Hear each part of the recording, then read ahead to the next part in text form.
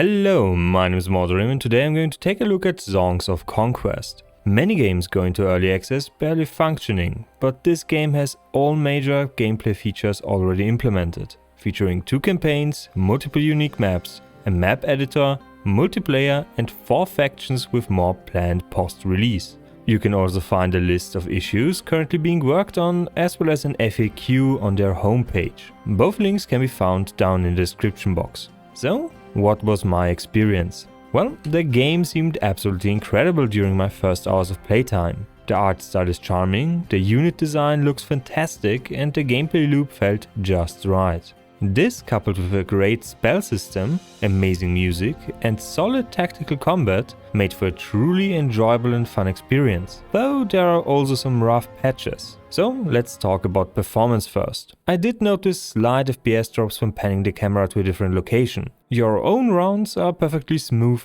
otherwise, but the real kicker are rounds of other players. The FPS gets demolished to the point of hurting my eyes. The AI also takes the longest time to finish their turns, which makes the problem even worse. Now this might be a deal breaker for some of you, and that's understandable, but my solution to this was simple. I just tapped out of the game for a few seconds. The devs are aware of these problems and are working on elevating them as soon as possible. But for those that want a completely smooth experience, wait a few weeks or even months until it's fixed. Another thing worth mentioning is the game never crashed and seemed perfectly stable. You can find my setup in the top right corner. I also did not find any mapping mistakes or visual glitches, despite there being a lot of movement. So that's a plus. Next up, gameplay. Everything is turn-based, be it overworld movement, troop generation in buildings or combat itself. Now the basic gameplay loop is simple, but offers enough strategic depth to be engaging and fun. You control one or more wielders, exploring a stunningly beautiful world. But what is a wielder? They are faction-specific commanders that control your army, offering you an expansive range of boni like more gold when pillaging or just plain buffs to troops in their battalion. Points of interest are scattered around the map and you have to interact with them to obtain a wide variety of rewards. Those range from gold, equipment and troops to resource generators that can be claimed. This in itself is already fun enough and I found myself exploring every nook and cranny of the map to find more shiny stuff. But there is more to it.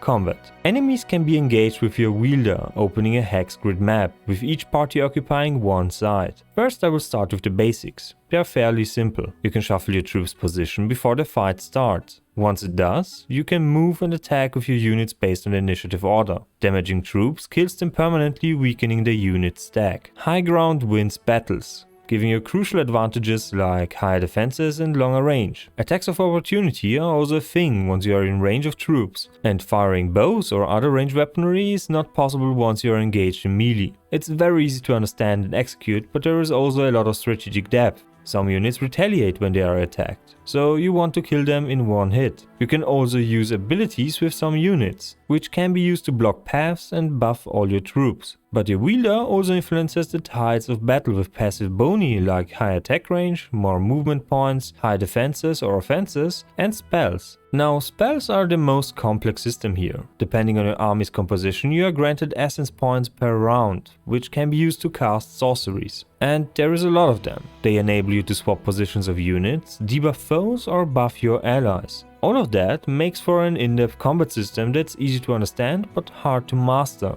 I like to think of it as chess, but more dynamic. The combat system also reminded me of games like Final Fantasy Tactics or Fate Tactics, which is a big plus in my book. But if you happen to be not a fan of all that, you can just skip the battle and simulate it. Though this can lead to the loss of troops because of lack of micromanagement. But it also saves a lot of time. And this brings me to the last part of the gameplay loop.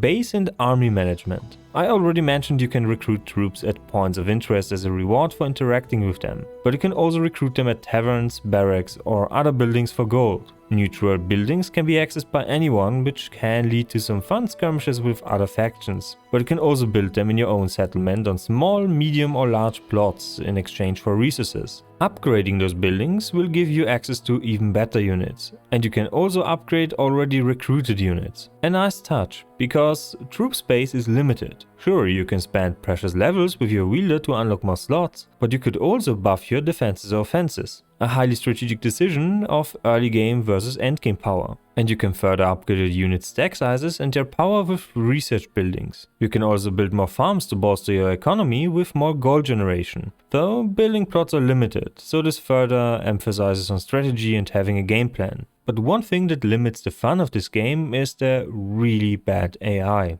There is only an easy and a normal difficulty for them, and the harder difficulties are very much needed, so I hope they will add them sooner than later. Still, I'm absolutely in love with this gameplay loop. It offers a lot of depth, but can also be very laid back depending on your preferences. A perfect mix of RTS, RPG and turn-based strategy. Next I want to talk about maps. Skirmishes offer you 12 maps to choose from, with more being worked on.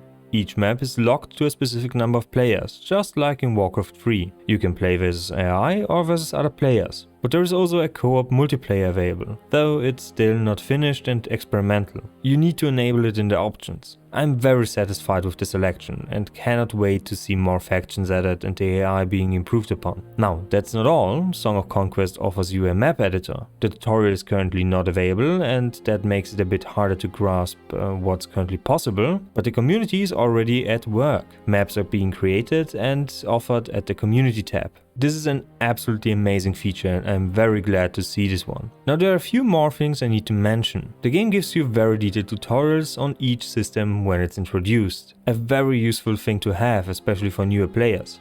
I never felt lost and I always felt like everything was explained properly, be it through visuals or a text block. Speaking of text, I really like the text boxes and font in this one. They're very charming and visually pleasing, but the font is on the smaller side and I didn't find any sliders to increase it. There is also no voice acting, so I think that's worth mentioning. And the last one, the campaign is very short. There is 2 currently, the writing is good and the story kept me engaging, but that's also highly subjective. I personally also enjoyed the immersive atmosphere, great music and absolutely stunning visuals, so the length is not a big deal for me, at least currently. Songs of Conquest is a masterpiece in the making. The gorgeous pixel art captivated me throughout my journey. The beautiful music grasped my heart and inspired me to push forward, standing up after failure to emerge victorious with a better plan. Everything leading to me claiming and conquering the lands before me, like a true commander and lord. All that felt great. A clear recommendation from me. If you have any questions, don't hesitate to ask them down below. Also, don't forget to leave a like and subscribe for more previews, reviews and guides. See you next time and bye!